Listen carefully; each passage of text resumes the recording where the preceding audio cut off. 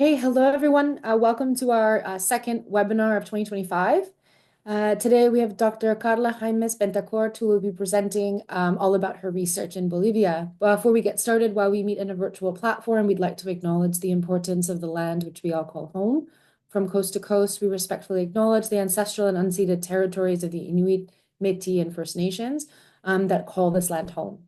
Our next webinar will be the 28th of March, and we will have Dr. Adrián Ollanander with a talk titled Beyond the Royal Hunts, Cultural Material Traces for the Collective Capturing of Ungulates in the South Central Andes. So please mark up your calendars. Hola a todos, bienvenidos a nuestra webinar de febrero. Hoy día tenemos a una invitada especial, doctora Carla Jaimes Bentancort, quien nos hablará sobre su proyecto en Bolivia. Antes de comenzar, mientras que se van uniendo los participantes a la reunión virtual, nos gustaría reconocer la importancia de la tierra que cada uno consideramos y llamamos hogar. De costa a costa, reconocemos con humildad y agradecimiento el territorio ancestral y eterno perteneciente al pueblo Inuit, Métis y Primeras Naciones, cuyo hogar a esta tierra. El próximo webinar será el 28 de marzo y tendremos al doctor Adrián Ollanander de la Universidad de Exeter con una charla titulada Beyond the Royal Hunts, Cultural and Material Traces for the Collective Capturing of Ungulates in the South Central Andes. Por favor, márquenos en sus calendarios. Ahora lo paso a Patricia Aparicio para introducir nuestra invitada especial, doctora Carla Jaimes Bentancort. Gracias, Alexa, y gracias, Carla, nuevamente por estar con nosotros. La doctora Carla James Betancur es arqueóloga boliviana y profesora de Patrimonio Cultural de América Indígena en el Departamento de Antropología de las Américas de la Universidad de Bonn, en Alemania. Su investigación se centra en las complejas sociedades del suroeste del Amazonas, la arqueología colaborativa, los estudios críticos del patrimonio y las colecciones etnológicas y arqueológicas de América del Sur que se encuentran en los museos europeos. Ha sido profesora invitada en instituciones latinoamericanas como la Pontificia Universidad Católica de Quito, la Universidad Mayor de San Andrés en Bolivia o la Pontificia Universidad Católica del Perú. Actualmente dirige el proyecto Heritage y Territorialidad, percepciones pasadas, presentes y futuras entre los Takana, Tsimane y Waiwai, y es miembro activo del Grupo de Trabajo para los Llanos de Mojos. En reconocimiento a sus contribuciones a la arqueología amazónica, fue galardonada en el Foro de Arqueología de Shanghái 2023-2024 y es autora de múltiples libros y numerosos artículos en revistas de arqueología amazónica. Bienvenida, Carla, y cuando quieras puedes comentar. Bueno, muchísimas gracias, Patricia. Muchas gracias, Alexa, por darme este espacio para compartir con ustedes algunas de las experiencias que tenemos sobre el trabajo de arqueología colaborativa en Bolivia, que lo estamos realizando con un grupo de estudiantes de maestría, de licenciatura también de la Universidad Mayor de San Andrés y de acá de la Universidad de Bonn.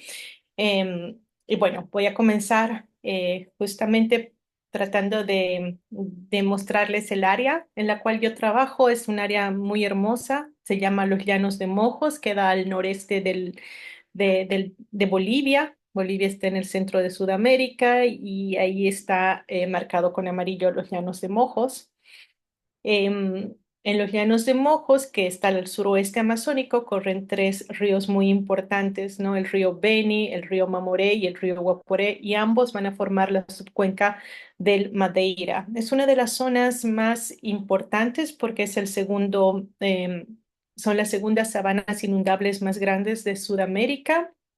Es uno de los sitios más importantes también porque estos ríos, como, como van a llevar todo el agua hasta la puerta del Amazonas, entonces es parte del equilibrio que necesita la cuenca, pero también porque para los lingüistas, por ejemplo, es un área donde se reúne una gran diversidad de lenguas indígenas. Estamos hablando de alrededor 50 lenguas, de las cuales 11 son de diferentes grupos de familias genéticamente aisladas. Nosotros tenemos actualmente 18 grupos indígenas o territorios indígenas en el departamento del Beni, tres sitios Ramsar, que son los que ustedes pueden ver acá marcados acá marcados. Y también es muy importante porque los Llanos de Mojos está justo al este de los Andes. em, También colinda con la Amazonía, con el con toda la parte amazónica, pero también con el escudo brasileño. Entonces es una región muy importante para discusiones e interacciones culturales entre lo que pasa en las tierras altas y las tierras bajas de Sudamérica. Y esto nos permite, de alguna manera, afrontar algo que es dejar esas dicotomías, por ejemplo, de espacios entre lo que conocemos como Andes y Amazonía, ¿no? Entonces los llanos de Mojos nos van a mostrar esas dinámicas, por ejemplo, esas fuertes dinámicas culturales, nos van a mostrar que en realidad desde los llanos de Mojos uno puede ver ya las montañas y desde las montañas se ve la amplia planicie de los llanos de Mojos. También los llanos de Mojos son muy importantes porque es una región que tiene un, muy bien marcada la época de lluvias y la época seca. Actualmente estamos en una época seca, por ejemplo, que es hasta el mes de noviembre y luego comienzan las lluvias y terminan. Estamos en una época de lluvias porque en noviembre comienzan las lluvias y terminan recién en el mes de mayo, ¿no? Las experiencias que he traído aquí para compartir con ustedes son básicamente de dos proyectos en los que la Universidad de Bonn está involucrada. Una es el grupo de trabajo para los llanos de Mojos. El grupo de trabajo para los llanos de Mojos tiene una página web que les invito a ustedes a verla. Se llama llanosdemojos.org, donde tenemos una biblioteca virtual donde ustedes pueden tener acceso absolutamente a a muchos documentos, más de 4.000 documentos sobre los llanos de Mojos, de diferentes disciplinas. eh, es una sociedad que hemos hecho entre instituciones, algunas de ellas académicas, como la Universidad del Beni, que es la universidad local. Está también la Universidad de Stanford, actualmente también está la Universidad de Colorado, la Universidad de Bonn, con ONGs como Wildlife Conservation Society, Armonía, Faunagua, etcétera, con un fin, y este fin es tratar de conservar y proteger este territorio que es los Llanos de Mojos, especialmente considerando que desde el 2019 tenemos una nueva ley de uso de suelos que rápidamente está cambiando el paisaje de los Llanos de Mojos, un paisaje que antes estaba donde se podía observar mucha riqueza arqueológica, esos paisajes transformados por una profunda historia cultural de la región, pues ahora está justamente en peligro por la expansión agrícola muy fuerte, en muchos casos promovida también por el Estado. Entonces, justamente para tratar de recuperar y proteger este espacio biocultural tan importante, es que nos hemos unido a estas instituciones y la Universidad de Bonn está a cargo de la parte de arqueología. La arqueología de los llanos de Mojos es muy importante en muchos sentidos, ¿no? Por ejemplo, ya en 1909, Erland Nordenskiöld comenzaba a hablar de que era una de las regiones que él visitaba a inicios del siglo pasado, donde él encontraba muchos campos elevados de cultivo, muchas zanjas y muchos montículos. Esto se ha ido estudiando a lo largo de muchos años desde 1966 con este libro hermoso que nos dejó William Benevan sobre la geografía cultural de los Llanos de Mojos. Luego también Clark Erickson le dedicó muchos años de su vida a investigar justamente esta domesticación del paisaje, como él llamaba. em, y bueno, posteriormente Heiko Brumers, John Walker y muchos otros colegas que han llegado a los Llanos de Mojos, justamente enamorados por toda esta cantidad de sitios arqueológicos que tiene, ¿no? Estamos hablando de cientos de sitios que nos permiten ver, por un lado, esta gran profundidad histórica que tienen los Llanos de Mojos, una gran diversidad de sitios arqueológicos, que es ese reflejo de la diversidad cultural de los Llanos de Mojos, que hasta el día de hoy la tenemos cuando hablamos de que hay 18 territorios indígenas de los 32 que componen el Estado plurinacional de Bolivia. Significa que más de la mitad de los pueblos indígenas viven en esta región. Y eso también se refleja en esa gran diversidad de paisajes, sitios arqueológicos, cronologías cerámicas, modos de habitar el paisaje, ¿no? Últimamente, la arqueología para los Llanos de Mojos se convierte en una herramienta no solamente de conocimiento, pero también una herramienta de lucha para los pueblos indígenas, porque podemos ver que esta ley de la cual comentaba del 2019 sobre un nuevo uso de suelos que permite que más de 3 millones de hectáreas puedan ser usadas para un cultivo extensivo y más de 300.000 hectáreas para un cultivo intensivo, em, pues tiene una sola ley, que es que respetará los sitios arqueológicos. Entonces, esa, esa ley, más la ley de patrimonio nacional, que también habla de respetar los sitios arqueológicos como es el legado del pasado que dejaron las culturas que existieron antes o que todavía están presentes en el caso de los Llanos de Mojos, es que nos permiten utilizar este conocimiento para poder proteger un poco este paisaje. En ese sentido, fue muy importante que, por ejemplo, la nueva tecnología LiDAR nos haya permitido observar lo que estaba por debajo del bosque, ¿no? Una de esas son estas increíbles obras monumentales completamente, donde podemos ver algo que nosotros le llamamos urbanismo de baja densidad en la cultura casarábe al suroeste de los Llanos de Mojos, donde podemos observar estructuras bastante bien planificadas, muy bien logradas. Estamos hablando de plataformas construidas del tamaño de 30 canchas de fútbol, por ejemplo, y sobre esas plataformas tenemos varios montículos, estructuras monumentales construidas que alcanzan algunas de ellas una altura de 22 metros. Esto ha hecho que también las autoridades nacionales, departamentales, tomen un poco de conciencia sobre el cuidado que hay que ejercer.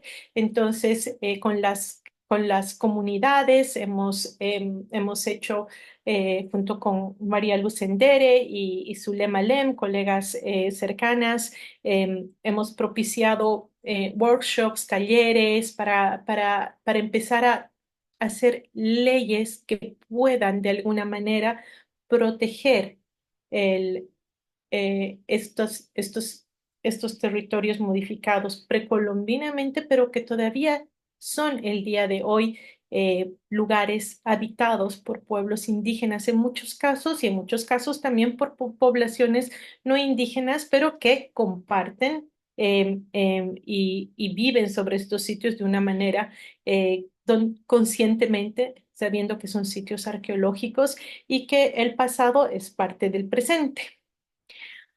Otro ejemplo que quiero traer ahora es justamente el del proyecto que estoy desarrollando desde hace 3 años, que se llama Heritage y Territorialidad, percepciones pasadas, presentes y futuras de los pueblos Tacana, Chimán, Mocetén en Bolivia y también Waiwai en Brasil. Esta vez me voy a concentrar solamente en presentar los casos de Bolivia.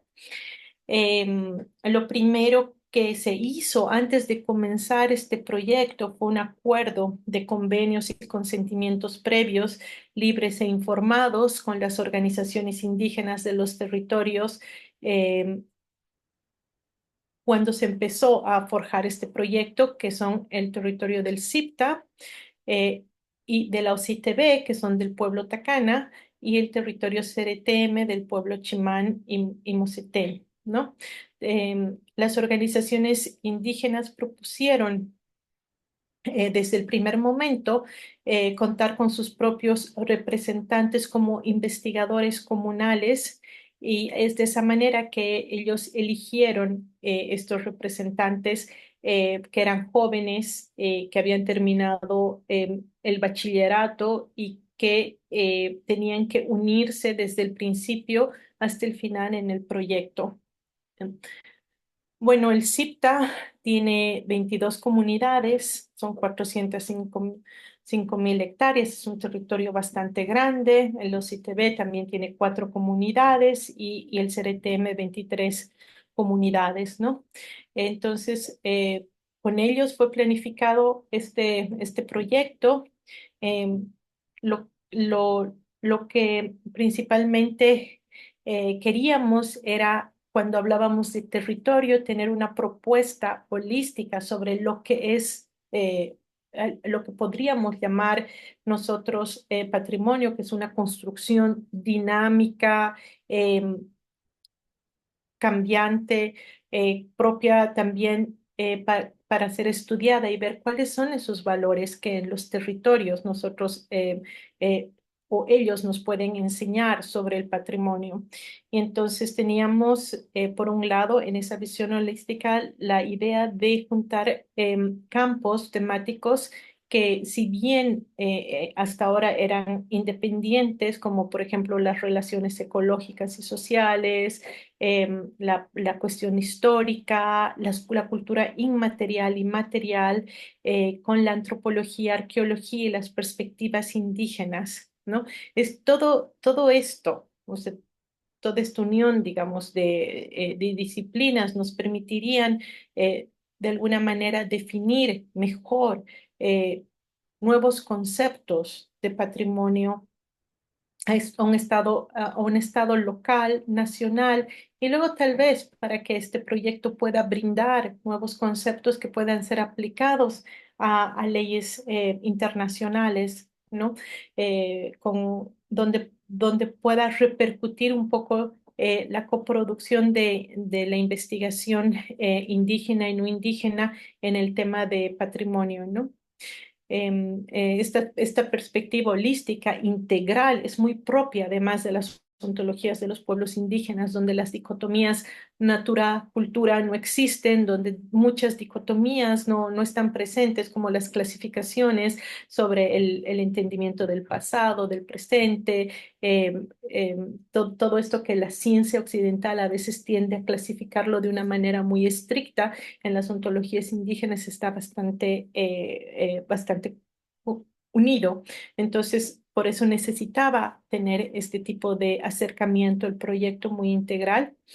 Y y claro, de acuerdo con estos planteamientos teóricos y metodológicos, por un lado decoloniales, pero también fomentando la participación de las comunidades indígenas desde el inicio del proyecto, es que fue fundamental para nosotros encontrarnos en pequeñas reuniones antes de empezar a pensar en el proyecto, hacer talleres conjuntos para ver cómo se podría elaborar una propuesta final y principalmente pensar en cómo es que las comunidades indígenas querían participar, ejecutar un proyecto que iba a tratarse sobre los valores importantes en cada uno de sus territorios.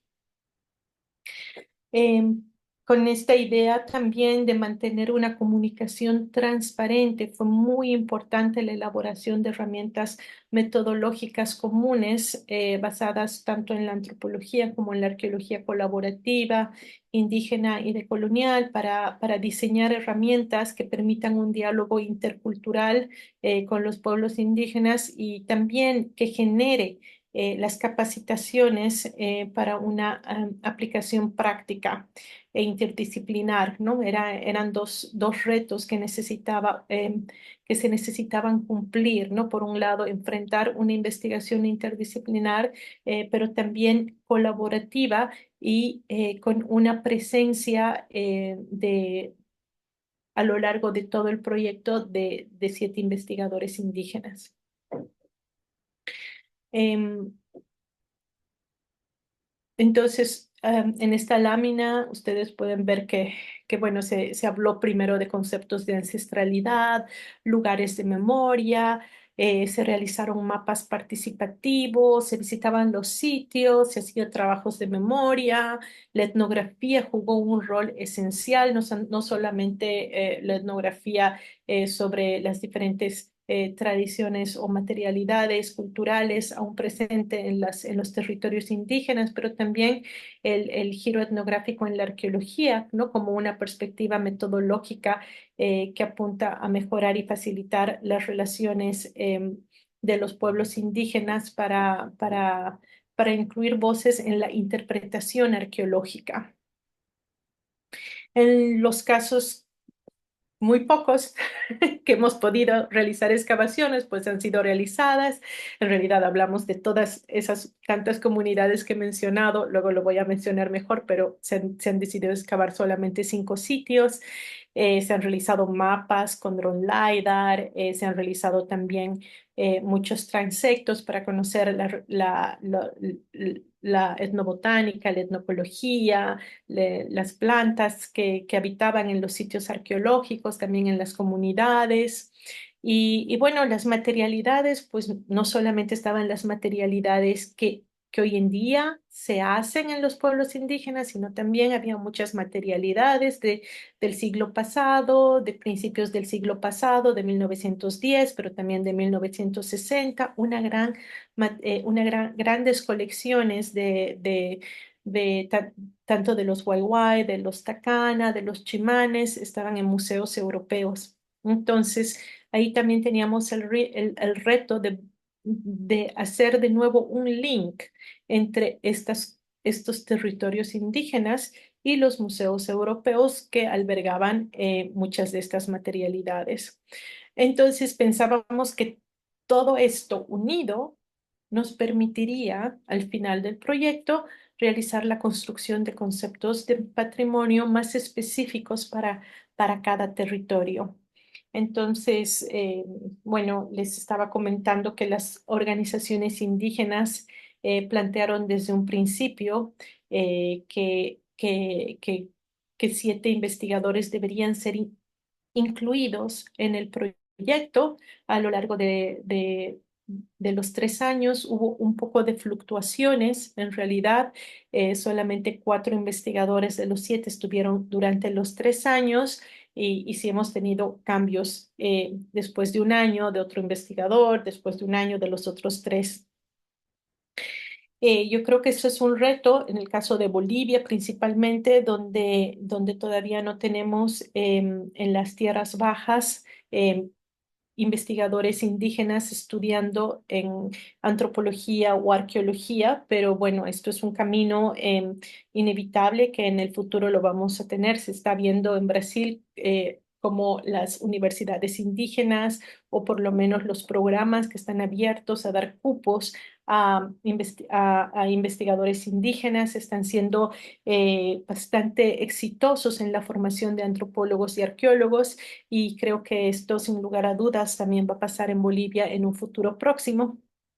De todas formas, lo que quería comentar acá es que creo que una de los éxitos del proyecto fue justamente eh, aceptar una de las sugerencias de las organizaciones indígenas que plantearon a WCS, que digamos es la entidad con la que manejamos el proyecto en Bolivia, que en lugar que los investigadores comunales tengan un contrato directo con WCS, más bien se suscriba un convenio de donación con cada una de estas instituciones indígenas, de manera de que ellos puedan ser los que reciban el informe mensual de los investigadores comunales y también tengan una relación, es decir, los investigadores comunales tengan una relación específica solamente con sus pueblos, ¿no? Con las organizaciones indígenas, no así con nosotros. ¿no? Eso hace también que exista cierta independencia de investigación, sin lugar a dudas, para los investigadores indígenas que no veían ningún tipo de relación con nosotros, sino más bien tal vez eso forjó que existe una relación más horizontal, ¿no? Como representantes de sus organizaciones. Bueno, algo que fue muy importante también es en este enfoque multifacético que hablaba sobre las diferentes disciplinas, etcétera, y bueno, cuando entendemos que el patrimonio indígena tiene aspectos tangibles e intangibles, em, es la revitalización de los conocimientos, prácticas, artefactos, lenguas, mitos indígenas, em, que eso forjó el momento de la capacitación que se hizo a los investigadores, ¿no? Los investigadores estaban en sus pueblos, en sus comunidades durante todo el tiempo, entonces eran responsables también de ir anotando, conociendo todos esos valores bueno, cuando uno es investigador de afuera, solamente nosotros pasamos 3 meses en el campo durante el año, que es bastante. Yo creo que estar 12 semanas es un lujo ya increíble. Sin embargo, cuando tenemos a los investigadores durante todo el tiempo, pues ellos son los que forjan y crean pueden ahondar mucho más en ciertos temas, ¿no? Se hizo una capacitación sobre cómo manejar diarios de campo, sobre la ética, formularios de consentimiento. En realidad, la capacitación no solamente era como para investigadores indígenas, también era para investigadores no indígenas de la universidad, antropólogos, arqueólogos de las universidades, que teníamos que aprender que la investigación es un privilegio y no así un derecho, que cuando trabajamos en territorios indígenas, son los territorios indígenas los que nos abren la puerta para que nosotros podamos acceder y conocer esas diferentes formas de ver el mundo, ¿no? Pues se hizo mucho de arqueobotánica, uso de GPS, drones, la documentación de cadenas operativas, em, documentación de cómo documentamos nosotros los sitios arqueológicos, sobre etnografías participativas, la sistematización de datos, entrevistas, etcétera, ¿no? Y cuando nosotros, digamos, las primeras reuniones que teníamos al inicio eran básicamente con los corregidores de los pueblos, quienes eran los que tomaban las decisiones colectivamente durante asambleas. Nuestras reuniones determinaban, por ejemplo, el calendario de investigación, incluían incluso los temas que ellos querían que sean investigados, se establecían calendarios de visita, se llevaba, en ese mapa se ponía una selección preliminar de lugares que tenían que ser investigados, em, se respetaba ciertos tabúes. Por ejemplo, en los pueblos chimanes no están interesados ni les gusta que se investigue sobre el pasado, ¿no? O sea, temas de sitios arqueológicos es algo que puede traer muchas enfermedades, que puede traer cierto malestar en la comunidad, entonces se tenían que respetar estos tabúes culturales. Em, por otro lado, también cuando nosotros llegábamos a las comunidades, a estas más de 40 comunidades que se han visitado en total en el proyecto, em, después de que nosotros explicábamos de qué iba el proyecto, etcétera, pues ellos eran los que organizaban también nuestro día a día en las comunidades. Ellos elaboraban nuestro calendario de investigación, eran los que seleccionaban, priorizaban los temas que debían ser investigados en las actividades, en los responsables.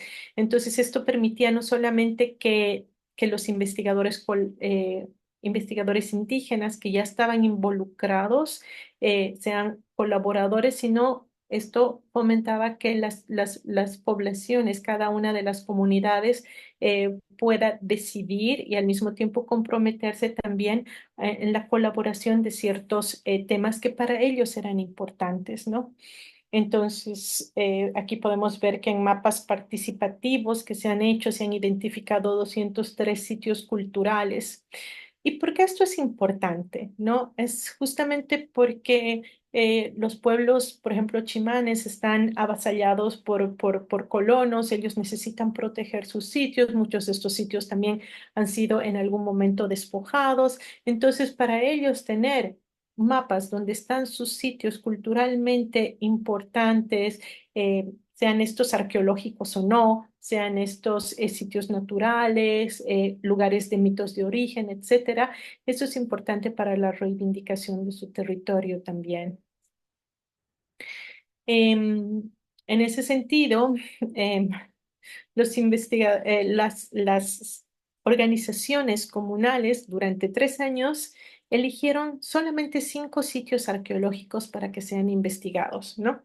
La mayoría de los sitios que han prevalecido, que han sido priorizados en la investigación han sido sitios que son culturalmente importantes, pero que pueden ser sitios ecológicos, por ejemplo, o relacionados más con la presencia de un árbol, con la presencia de rocas que son importantes.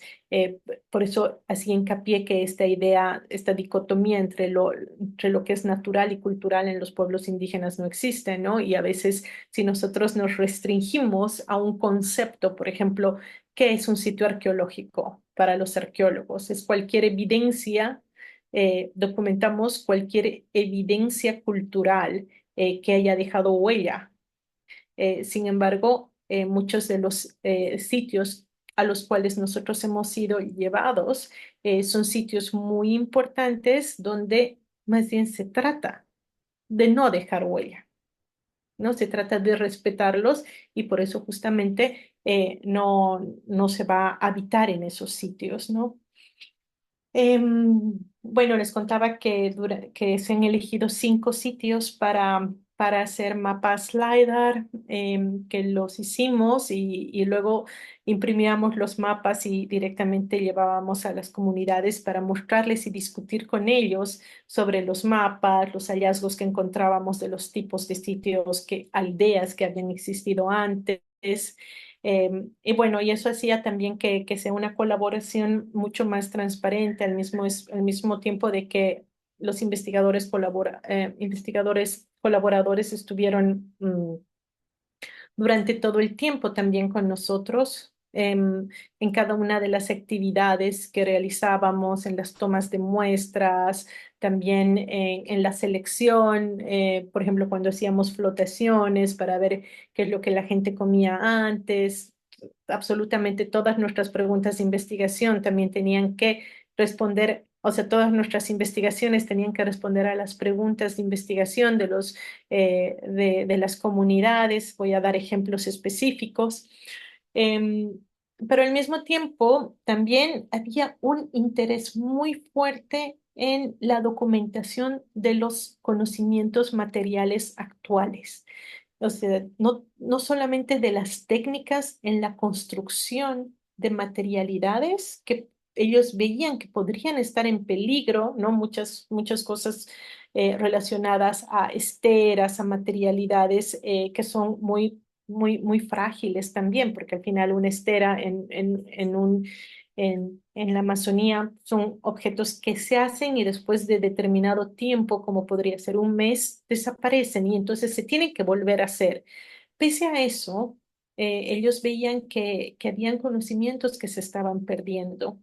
Uno de ellos que recientemente fue publicado es justamente la elaboración de cerámica, ¿no? La elaboración de cerámica es algo que ya casi las ceramistas están casi completamente desapareciendo. Pues, casi todo ha sido ah, reemplazado por ollas de aluminio.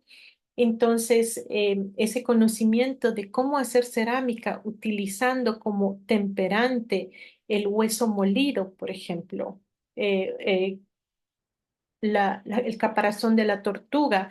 Es algo que nosotros hemos podido registrar y que para el arqueólogo esto tiene una información increíble, porque si nosotros no tendríamos la etnografía como una herramienta para conocer un poco más sobre lo que nosotros tenemos que ver, que analizar en la cerámica, pues ¿cómo saber que en realidad esa plasticidad de la arcilla se la logra también mediante eh, la mezcla de hueso triturado, molido y quemado, ¿no? O sea, primero se quema el hueso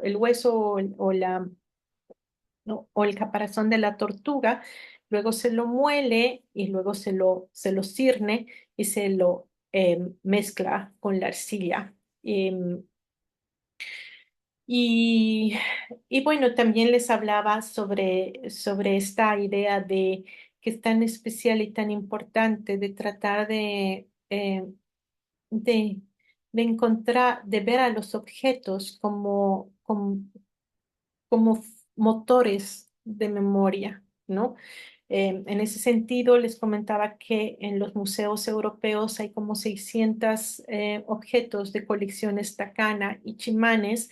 Entonces, lo que nosotros hicimos fueron preparar catálogos que fueron llevados a las comunidades, pero muchas fotografías de esos objetos para hablar con la gente, para que ellos vean, muestren. Recuerden a través de ellos. Y entonces mucha gente, obviamente, estos, estos objetos rememoraban, ayudaban a rememorar a personas que hacían, personas que estaban relacionadas con la danza, por ejemplo, con las máscaras, con la elaboración misma de cerámica, con el uso de ciertos atuendos, etcétera. Y, y bueno, eso fue para nosotros también una manera de conectar los objetos y las colecciones de los museos europeos con las memorias locales, ¿no? Em, Les comentaba que en este proyecto la investigación se combina con una práctica etnográfica muy importante sobre las percepciones locales de los sitios y evaluar constantemente la relación entre las comunidades indígenas y nosotros como investigadores, ¿no? Y también vincular la arqueología con la ecología en general. Entonces, en ese sentido, era muy importante asistir a los sitios que eran esos sitios culturales que eran elegidos por las comunidades, donde nosotros visitábamos y aprendíamos y anotábamos sobre qué cuenta la gente sobre este sitio, qué animales, criaturas aparecen cerca de este sitio, qué tan antigua es la historia del sitio, qué se entiende, qué se siente. Qué significa este lugar, etcétera, ¿no?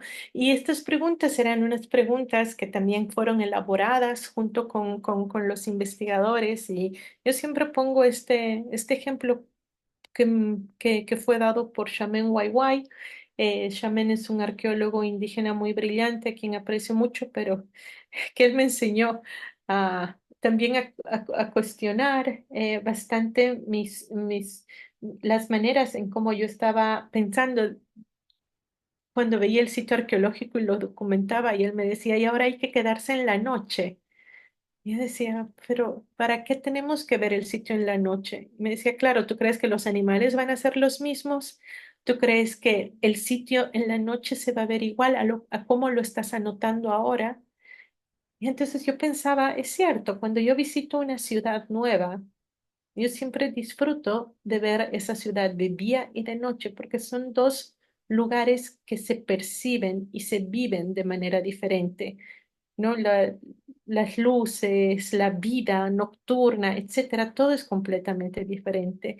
Él decía, eso mismo pasa con los sitios arqueológicos. Los sitios arqueológicos son unos de día y otros de noche. Y algo que también me enseñó este proyecto es que no basta solamente con indagar el vínculo entre los sitios arqueológicos em, y y las poblaciones actuales, sino también es importante ver las diferentes materialidades, ¿no? Que están relacionadas a esto, ¿no? Si bien nosotros estamos siempre tratando de identificar eh, rupturas, continuidades, esto es mucho más complicado entre las conexiones que se pueden ver en el presente. Este es el caso, por ejemplo, de Ángel Guayata, que es una persona que nos abrió también mucho su conocimiento en la comunidad de Alto Colorado, que nos mostraba o que me permitió mostrarme unas figurinas, que son figurinas arqueológicas y que en realidad cada una de ellas tiene un nombre, son seres poderosos que a él le ayudan a cuidar, a curar a la gente, que le ayudan en la ritualidad, que le permite también una comunicación mucho más allá, ¿no? Y las cuales también necesitan estas ofrendas, en este caso las ofrendas de tabaco que podemos ver y que ellas se encuentran en este sitio que es un salar. El salar es un lugar, es una salina donde los animales de todo tipo, animales como el venado, el chancho de tropa, van a consumir la sal. Entonces es un lugar que para los indígenas también es como un hotspot de biodiversidad, ¿no? Porque por un lado es un lugar donde están estas figurinas, estos entes, donde uno puede tener una vida espiritual. Por otro lado, es el lugar donde los animales se alimentan de sal, entonces la gente permite que esto se conserve. Estas figurinas, nosotros encontramos estas arqueológicamente, pero también las hay en los museos. Es algo eh, que Ángel Guayata me decía, ¿cuánto? Él me decía,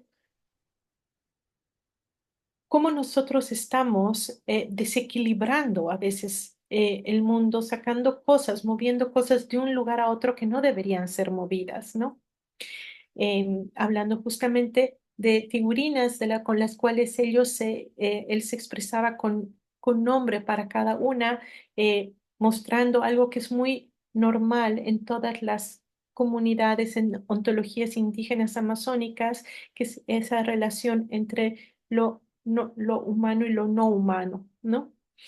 Y y en ese sentido, también me hizo recuerdo este salitre en Alto Colorado, cuando él me mostró este altar hecho por los animales. Se supone que estas son las garras o también los cuernos de ciertos animales que van comiendo. Él me decía, este es el altar que han hecho los animales. Y ese es el altar que tiene la misma forma de vulvas que tenía una de las rocas donde las mujeres chimanes en la década de los 60 hasta la década de los 80 fueron a parir. Entonces, esta piedra, que era una piedra sagrada justamente porque tiene todas estas representaciones antropomorfas y de vulvas, fue destruida por los madereros el momento que se hizo una carretera para la explotación de madera. Y me pareció a mí increíble esta relación de 40 años después de un suceso tan traumático como fue la destrucción de este sitio tan importante, el próximo altar donde se encuentran estas figurinas también está relacionada a eso, ¿no? ¿Cómo podemos investigar sobre objetos y memoria? Les estaba mostrando justamente que hicimos este ensayo de hablar sobre la gente, sobre las memorias de las comunidades a través de los objetos que hoy en día, lastimosamente y especialmente por la presencia de iglesias protestantes, están prohibidas, ¿no? Está prohibido tocar una flauta, está prohibido el baile, está prohibida la preparación de chicha. Entonces ellos rememoraban mucho cómo ellos estaban, cómo eran antes sus valores culturales, ¿no? Entonces eran esos activadores de memoria que luego fueron de mucha discusión el momento en que ellos visitaron los museos en Alemania y en Suecia, donde ellos pudieron de una manera sensorial, muy clara, muy interesante, ver toda esta materialidad que había sido seleccionada previamente por las comunidades en el territorio, representantes indígenas más los investigadores eh, que trabajaban en el proyecto vinieron acá, revisaron cada uno de los objetos que fueron elegidos, que podíamos elegir solamente un número de 60 más o menos. Y, y a través de eso fue muy interesante también la discusión sobre cuáles cosas habían cambiado, su relación, cuál es el papel de los museos, cuál es el papel de las colecciones en los museos, y llegar a un diálogo muy interesante también al respecto, ¿no?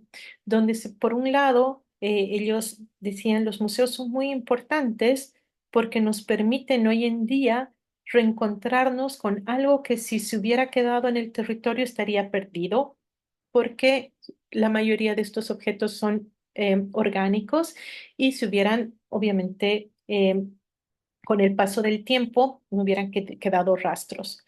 Por otra parte, ellos sentían mucha pena porque decían muchos de estos objetos están todo el tiempo en un depósito oscuro y eso les generaba esa pena, ¿no? Esa lástima de que no está, ellos pensaban al venir acá que iban a encontrar un museo de exposición y la verdad es que los museos aquí se encuentra si acaso el 5% en exposición y el resto está en depósitos y claro, llegaron a ver esa realidad. Pero bueno, fue mucho el tema de analizar y para concluir solamente quería mostrarles el caso de Asunción de Quiquibay, donde es de una población moschimane y mosetén, que ha sido donde se ha investigado. Los chimanes y los mosetenes son pueblos que tienen comparten la misma familia lingüística, son alrededor de 7.000 personas chimanes y alrededor de 2.000 mosetén, y este sitio se encuentra a orillas del río Quiquibay, y cuando nos llamaron para decirnos que ellos querían que excaváramos este sitio arqueológico, era porque ustedes pueden ver acá esta, eh, esta mancha azul. Esta mancha azul es el antiguo curso del río. Esta es el río actual, ¿no? Entonces aquí está el río actual, este es el antiguo curso del río. Y la comunidad vive acá, exactamente acá. ¿Qué es lo que pasaba? Que durante los últimos 50 años el río ha ido volviendo a su antiguo curso. Entonces se ha ido llevando un montón de casas, escuelas, postas de la comunidad. Y ellos han tomado la decisión de mudarse, que ya lo han ido haciendo paulatinamente, pero han tomado la decisión de mudarse a la parte más alta. Y esa parte más alta es el sitio arqueológico, donde ellos normalmente cuando llueve, cuando ellos están cultivando banana, etcétera, encuentran un montón de urnas funerarias y a ellos les provoca esa necesidad ahora de saber quiénes eran, porque van a convivir con ellos y en esa convivencia tiene que haber también una idea de poder entender qué comía, porque cuánto tiempo vivieron ahí, en qué tiempo vivieron ahí, si sufrieron enfermedades, si ellos estaban, cuáles eran parte cuáles eran parte de sus prácticas culturales. Y esa curiosidad es una curiosidad muy normal también porque van a ser vecinos y necesitan esa familiarización también con los objetos y con lo que ellos van encontrando, donde también es un deleite y una práctica muy interesante. Aquí podemos ver en esta foto a, a mujeres chimanes, mocetenes, viendo justamente la cerámica antigua y tratando ellos de acordarse también cómo era cuando la abuela hacía cerámica y qué tipos de decorados se tienen, etcétera.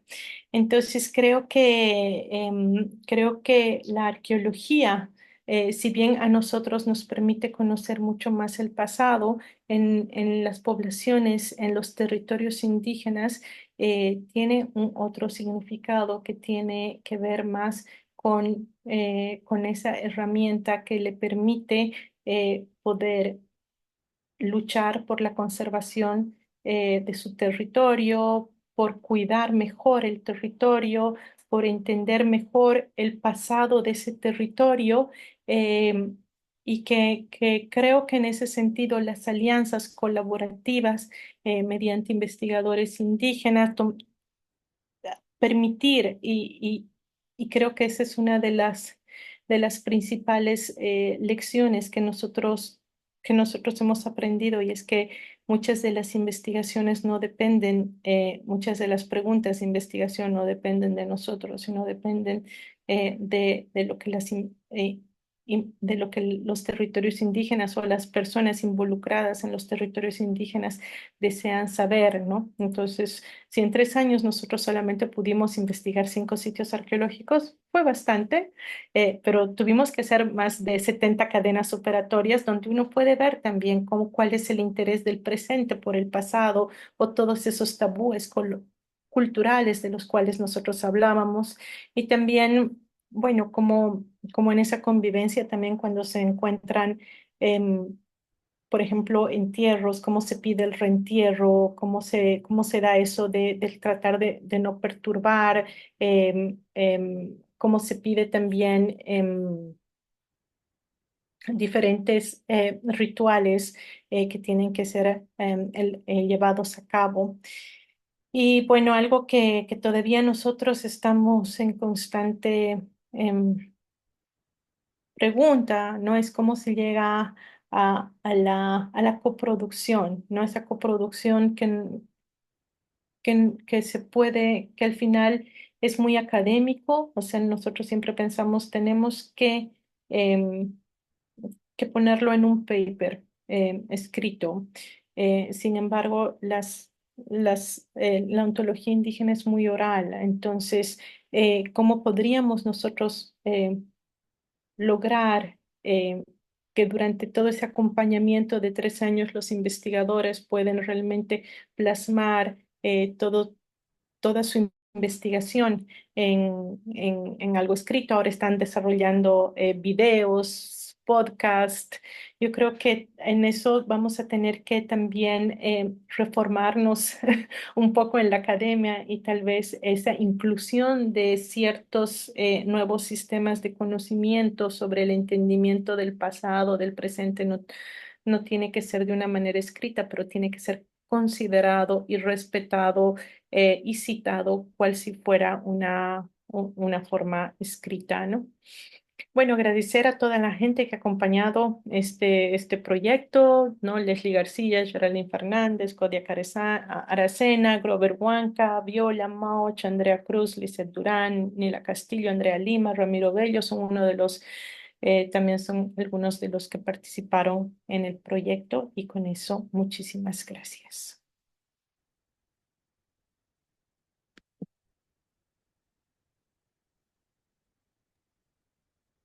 Muchas gracias, Carla, por la presentación, muy interesante y muy importante, ¿no? También todo ese trabajo que han estado haciendo tanto tiempo. Vamos a pasar ahora a ver si a alguien de nuestros, o la gente que nos acompaña en el chat o alguien desde el Facebook quiere hacer alguna pregunta. Abrimos ahora ese tiempo de consultas. Voy a chequear si hay algo.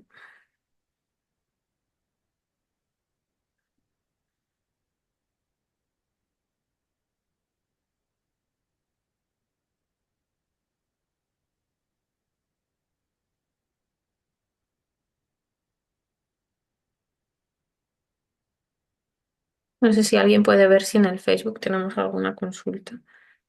Tengo un poco de problemas con... Yo tengo una pregunta, Carla. Muchas gracias por compartirnos. Me parece un proyecto maravilloso.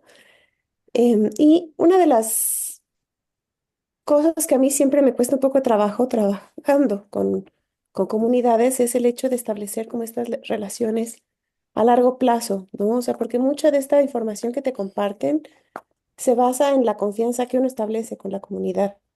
Entonces, me gustaría saber, porque yo tengo ese problema ahorita con mi proyecto, cómo establecer esas relaciones de confianza si tú no estás permanentemente ahí, ¿no? O sea, comentabas que habías estado por un periodo de 3 meses, pero ¿cómo haces para lograr establecer esas relaciones? Mm. Pues yo creo que algo que a nosotros nos ayudó, que estoy segura que sin la presencia de, o sea, sin esta alianza con WCS, que es una ONG que está trabajando en el territorio, en la gestión territorial tacana desde hace 20 años, hubiera sido la entrada al territorio indígena casi imposible. Fue justamente esa alianza con una entidad local que lleva trabajando en el territorio muchos años de una manera muy responsable, que ha cuidado mucho la relación con las organizaciones indígenas, protocolos de comunicación muy estrictos. Bastante estrictos en el sentido de quién comunica con quién y qué día se va, y también todo esto de los formularios que hay que llenar para cada entrevista, cada fotografía. Todo eso fue realmente un plus que trajo la alianza que tuvimos con una entidad local. Para nosotros, o sea, nosotros como Universidad de Bonn habíamos trabajado, yo trabajo en los Llanos de Mojos mucho tiempo, pero en la parte sureste, y esta vez entrábamos a territorios indígenas del suroeste. Entonces, sí es vital, yo creo, conseguir una alianza con alguien que tiene esa relación duradera. Lo que sí es cierto es que la colaboración es un continuo. O sea, es algo que uno no puede, una vez que uno empieza a colaborar, es como que no puede salir de eso, ¿no? Nosotros ahora estamos trabajando, pensando en tal vez forjar algo que los mocetenes le llaman la casa de la abuela. Entonces estamos viendo de dónde sacar los recursos para construir la casa de la abuela. Con los chimanes estamos todavía en diálogo por otros temas. Entonces, sí es algo que una vez se va construyendo, pues el proyecto duró 3 años, pero sin embargo puede ser más, puede demandar eh, mucho más tiempo, lógicamente.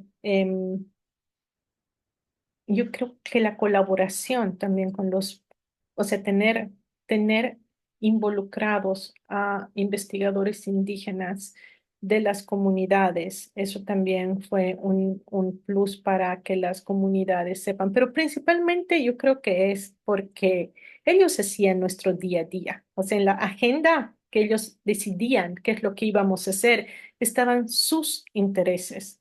Por lo tanto, ellos decían, si hay que documentar el lago, entonces tenían que decir quién va a llevar a Carla al lago. Eh, ¿Quién va a hacer la entrevista del lago? Y en ese sentido, como eran sus propias decisiones, también tomaban parte de asumir su responsabilidad de lo que ellos mismos decidían que era importante, como la documentación de eso, ¿no? Para las materialidades tuvieron que ir a buscar, para hacer el corocho, habían elegido la vestimenta del corocho, que es la vestimenta em, del,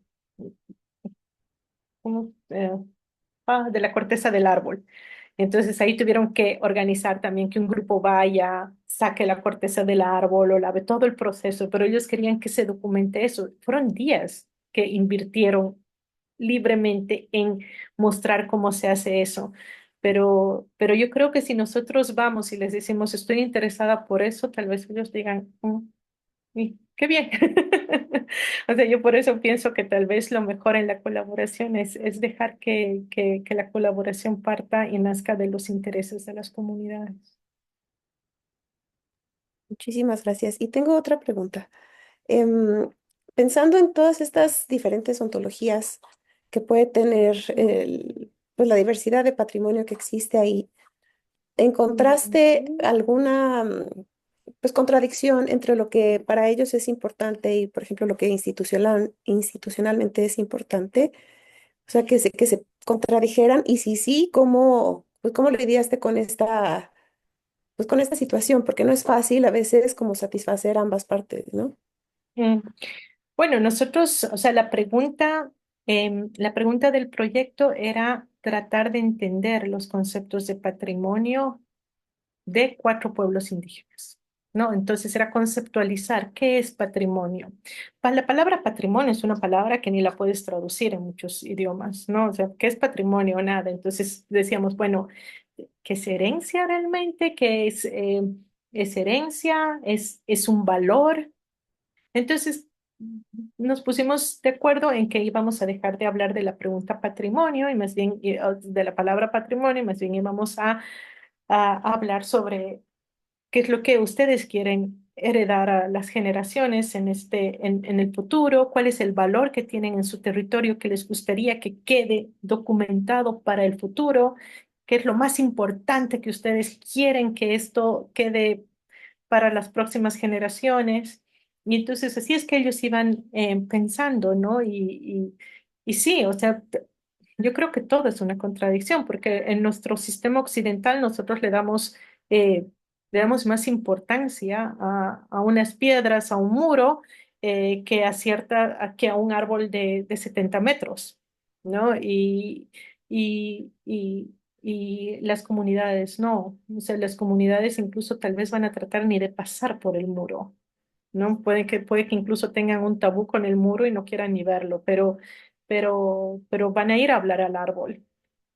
Entonces sí, sobre qué es lo que se protege y cómo se protege, pero yo creo que para eso es importante también estos proyectos que nos ayuden a ver como común denominadores, también para tratar de cambiar estas leyes que son tan occidentales de patrimonio, ¿no? Sobre cómo, cuándo, dónde tenemos que proteger qué, ¿no?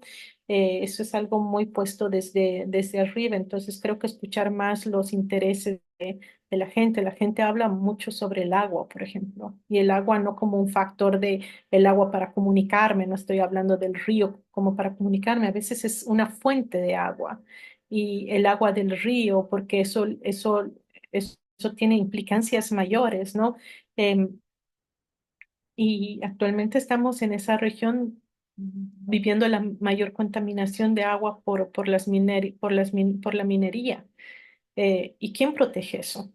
¿No? Entonces, el Estado puede tener una ley de patrimonio nacional que es proteger el sitio arqueológico como tal, sin embargo, no se está protegiendo la contaminación del agua. Muchas gracias. Doctora Jaime Betancourt, tengo una pregunta sobre el uso de la información que ustedes están registrando juntos y la posibilidad de el uso de esa información en como casos legales, porque usted ha mencionado justo ahora como el agua y protección de agua y ambiente, y hay una manera no solamente en como casos legales, pero en la planificación para el futuro, y ahora más en la literatura arqueológica hay más que están hablando sobre futuridad, y no sé si ustedes están pensando en esta manera a conectar lo que están haciendo juntos con, no solo está en la literatura arqueológica, pero también en planificación Mm. de Sí, la de zona. hecho, los WCS puso mucho hincapié en que los informes a las comunidades sean informes que estén relacionados a la gestión del territorio y al plan de vida.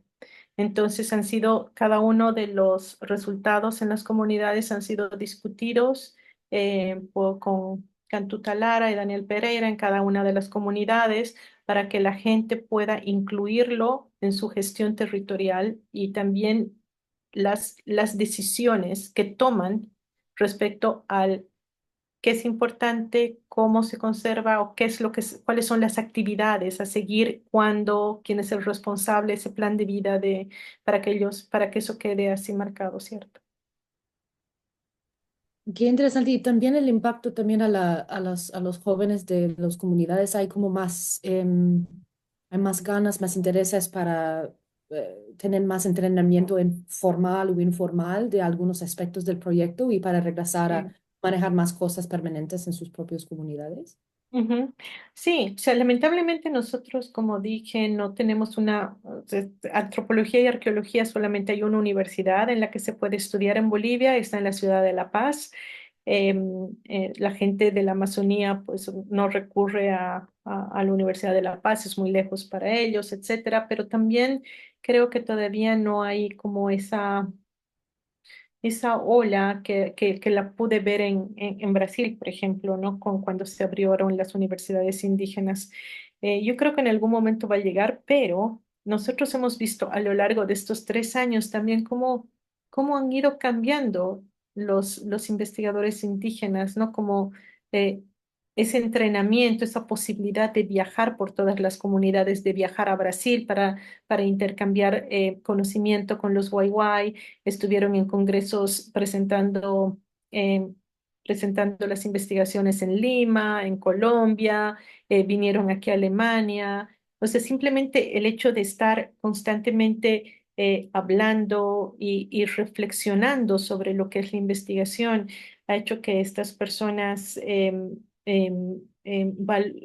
puedan como empoderarse más de los conocimientos indígenas, sin lugar a dudas, tratar de hablar el idioma, algo que antes tal vez posiblemente no les interesaba, ahora es algo que lo ven como necesario, ¿no? El idioma es una de esas cosas que para los tacanas está en riesgo de pérdida, para los chimanes y los mocetenes no, pero que lo hablan y creo que sí existe un empoderamiento del conocimiento y de los valores culturales indígenas.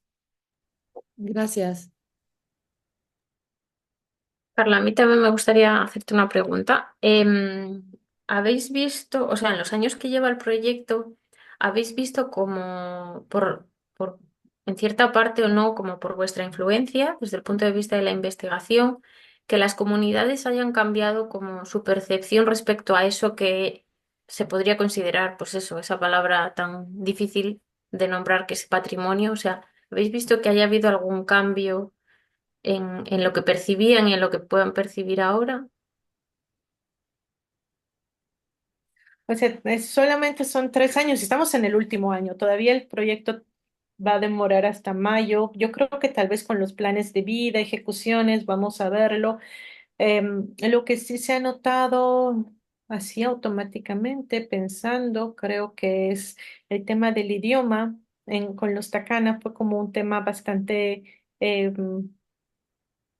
entonces, es como que se dieron cuenta a través de la pregunta, ¿no? De qué es importante, qué es lo que quieren heredar, etcétera. Como que se empezó a hablar mucho de la pérdida del idioma. Em, También, por ejemplo, la visita a los museos, ¿no? A una de a doña Gladys,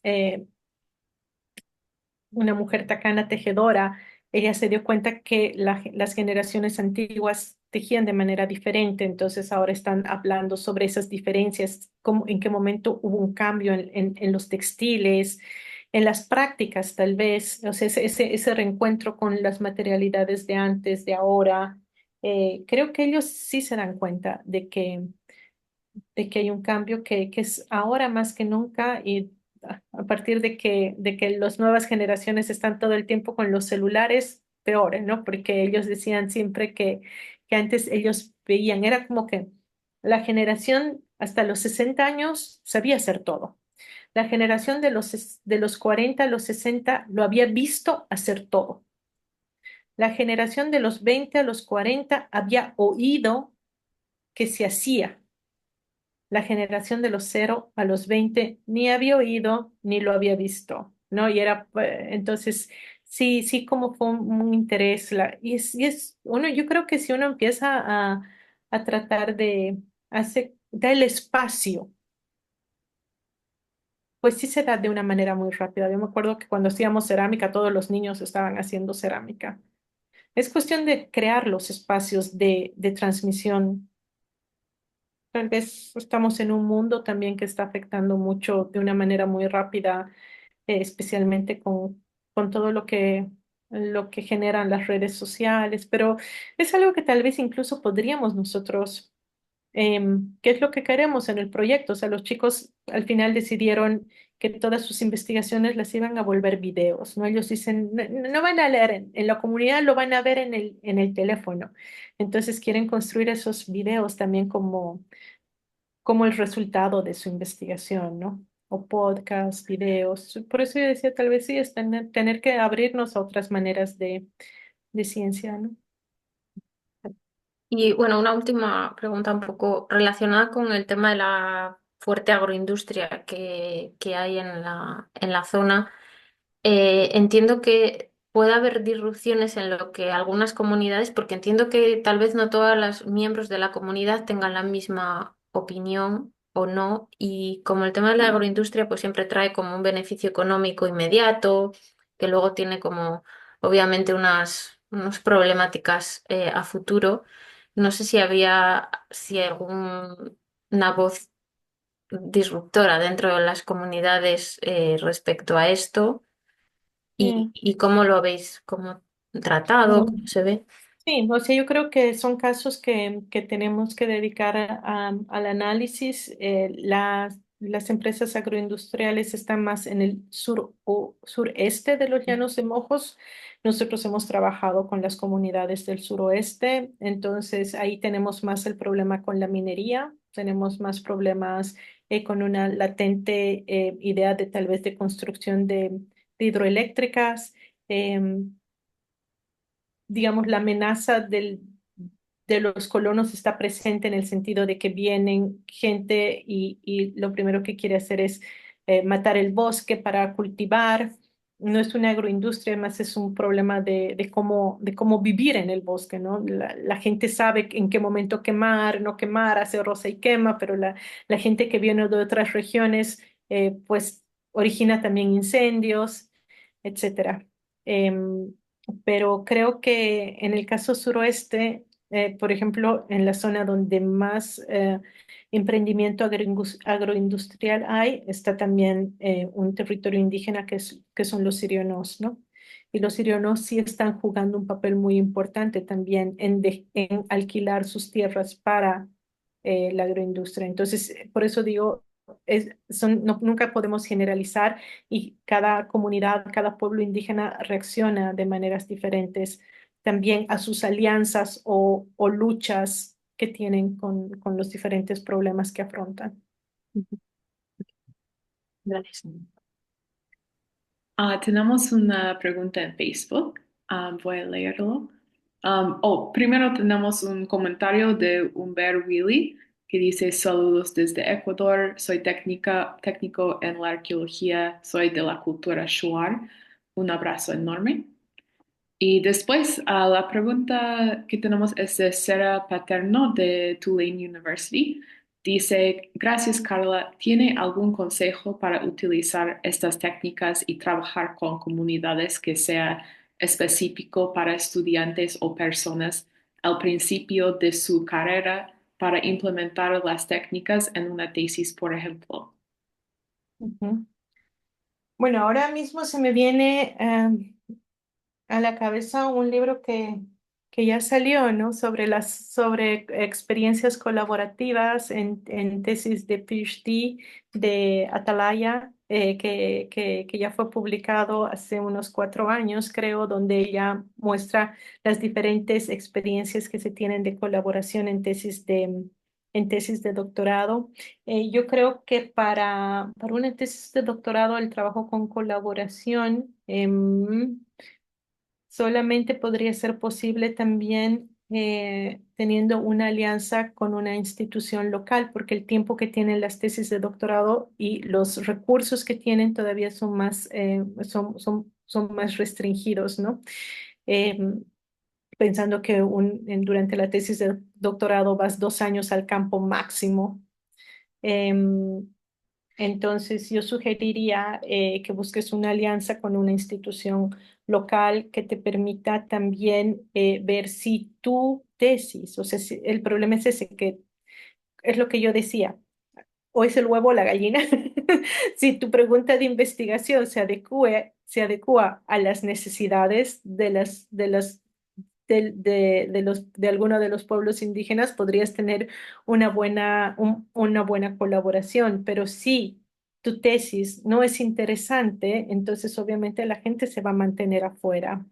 Tendríamos que ver tal vez una relación en cómo forjar diálogos, donde la gente pueda discutir algunos temas primero de la tesis de doctorado con la población y ver cuáles son las cosas que te permitirían cierta flexibilidad, porque tiene que ver mucho con agendas flexibles, ¿no? Que tu agenda sea tan flexible de colaboración como para poder también investigar las necesidades que tienen las comunidades. Entonces, así ellas se van a sentir parte de este proceso y vas a poder tener una colaboración.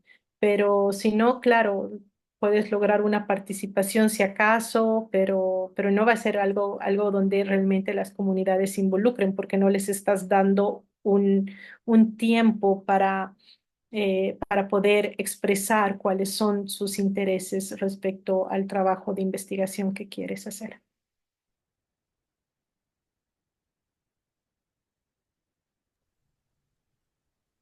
Bueno, no sé si tenemos alguna pregunta más.